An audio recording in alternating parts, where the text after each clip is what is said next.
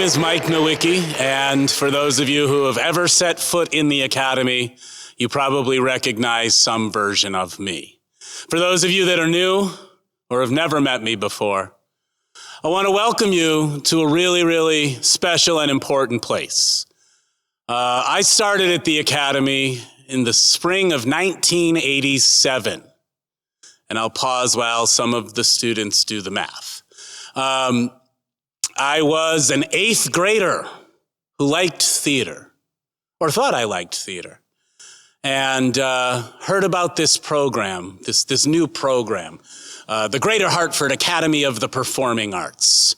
So we signed up, and sort of a cold morning in February, I think, went to the old funeral home, the renovated funeral home, which was the new art school. I was only 2 years old at that time. And I went in and did my monologue about Charlie Brown eating his sandwich alone at a table during lunchtime. And I was a great actor, I'll tell you. I was loud and full of emotion and had always gotten the praise, my long and storied theatrical career to that point of 4 years in a traveling children's theater. I was lucky enough to get into the program. And I began as a student in 1987. The Academy gave me so many opportunities that I'm not sure where I would be today were I not exposed to those opportunities. The Academy taught me a lot of very important things, but it also taught me the most dangerous word that I think I learned in the English language, and that is the word why. Why are you doing this? Why would you even consider going to a second high school, taking classes in something that you probably could take somewhere else? Why would you go for the longest school day at the time in a high school program in the state of Connecticut? Why would you do that? And I didn't have an answer other than it felt like the right thing to do. Luckily, I had some really amazing teachers. I had some really powerful, inspiring professionals who taught me that everything that I thought I knew about theater was really incorrect, and that I really needed to take a more serious approach to that. I found myself in my junior year taking dance classes and singing classes. This body does not belong in a dance class. But why not? And as I became more comfortable and competent with challenging my limits, with doing things I didn't think I should be doing or couldn't do, I found myself ready to graduate. And so when I began to think about what school I wanted to go to, what I wanted to do with the rest of my life, theater was still very powerful to me. But one of the most important teachers in my entire life, Deb Walsh, who so many of you know if you've ever been through the Academy, she encouraged me to go to a school that was movement-based, that was physical in its training. Again, not the strong suit for me. And I said, okay, let's try it.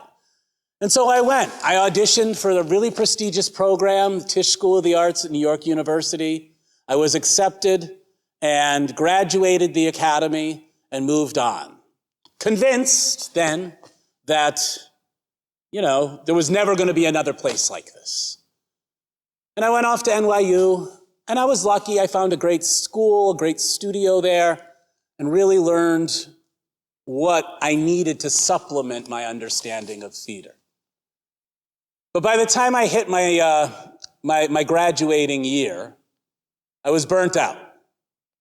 I didn't have a why anymore. I didn't know why I was doing this. It seemed like I was in this cycle. And so I finished, graduated, and decided I want to take a break from this. So I did what anybody who, is questioning the next move in their life should do, and I got a job as a traveling cotton candy salesman for the next year, following the circus from town to town, doing all sorts of odd jobs in the basements of large, arenas, making cotton candy 10, 12 hours a day. And I quickly realized this was not really what I wanted. So I got a phone call about a year after I graduated graduated college. And it was Jonathan Gilman, the head of the theater department at the Academy. And he said to me, we're looking for someone to come in and teach one class. We have this one special class in commedia. We think that your physical background and your training with that would be good. Is that something that you might be interested in? And I immediately said no. Wasn't interested. Theater was something I was done with. I wasn't really doing it. Didn't give it a second thought until about 2 weeks later. It's getting late in the summer at this point. Jonathan called again and he said, look, really, I really need someone here. I need someone to come in and teach. And I said, all right, fine, I'll do it. One class a week, I can do that. Well, that was 25 years ago. And that was a severe learning curve as well. I didn't feel like I had any reason to be a teacher. I didn't know why I was in the classroom. And it took me a few years to really figure that out. The Academy helped me grow. And I think the main way the Academy helped me grow was that it made me curious. It made me curious about the things I didn't know. It made it okay not to know everything. And it gave me the tools that I needed to go out and continue to grow. I started to get back into acting. I worked as an actor. I did a lot of regional theater. Not name dropping, but I work with great people. I work with 5 Pulitzer Prize winners in drama directly. I was working at this amazing level. I was teaching in this great place. And things were really happening. It took the new building. So those of you who know the Academy's history, when we moved from the funeral home, away from Buckley, away from Guaquia, and to the beautiful campus here on the Learning Corridor, where our Academy is currently housed.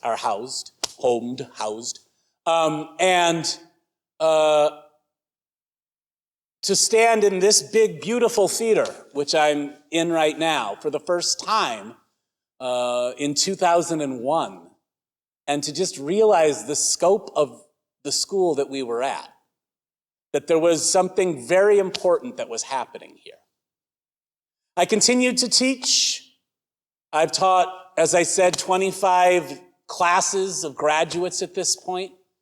About 8 years ago, I joined the administration at our middle school program, where I'm the director of the arts, and I oversee the Academy's middle school artistic curriculum. The only direction I was given when we started the middle school program was make a middle school that does what the high school does. And that really needs to tell you that what we do here works. It's important. The faculty is amazing. And the reason that it works is because it is difficult. It is unique. It challenges you. You cannot hide in the back of the room here. You cannot fall through the cracks. Because the teachers and the style of curriculum does not allow for that to happen. The Academy is a great stepping stone. It will help you to grow, to learn what you don't know, and then give you the curiosity and the courage to seek that out. As I sit here and look forward to what I hope is another 25 amazing years of teaching. And I think back on all of the students and all of the crazy moments that have happened only here, you know? It's the little things, the details, the way that no one wears their shoes, how I always wear my sweater vests that I broke out just for this. So there's something unique and special. Long before it became our official moniker, the Academy was always talked about as family. We were talked about as a family because, honestly, when we began, we weren't much bigger than a family. You know, there were only 70 students in the whole school. We walk into that first floor and there's 2 dance studios and that's it. But the one thing I remember most, and the one thing that I think is most important, I have lots of memories of the old Academy, of my days as a student, and of my early years as a teacher. But the one thing I remember, the thing that stands so clearly in my mind, is the big blue chair. Now this is going back. This is going late 80s, early 90s. So on that first floor in the original Academy, when you walked in, you had the desks and the reception areas, and then you walked past the changing rooms, through a small hallway, alcove, I don't know what you call it, into the 2 big dance studios. And that's all that there was on that floor. Well, in that small alcove, there was a big blue chair. It's old, ratty. It was the most comfortable damn chair you have ever sat in.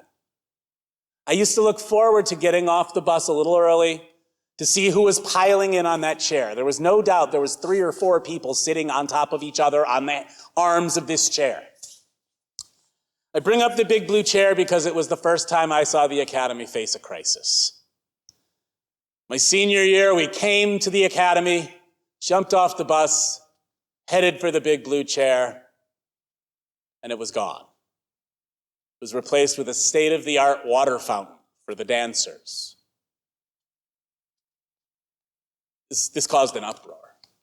Until we found out that the chair had been moved downstairs into the basement where, you know, there was more of a lounge vibe with lots of discarded furniture and, you know, those kinds of things. So the big blue chair in a lot of ways represents what's right with the Academy. It's that sense of belonging, it's that sense of family, it's that sense of something that you can't test a student on. There's a reason you want to come and be there. And when that is taken away, it feels really, really disappointing. But the most important thing to remember is that there's a reason that things are growing, that things are changing. I have become a much better teacher, a much better actor, and a much better human being because I come to the Academy every single day. My why is because I want to give back, and I want to keep seeing this place grow far beyond the expectations that it ever did. If that sounds like something you remember, that sounds like something that speaks to something in you, that sounds like something that you want to be a part of, I strongly encourage you to find the Academy, to find this community. It does not work without the people here. It's a collection of buildings, closets, furniture. The Academy is not about the building, it is about the people and the expectation of excellence that will be instilled in you if you allow it to be. Thank you.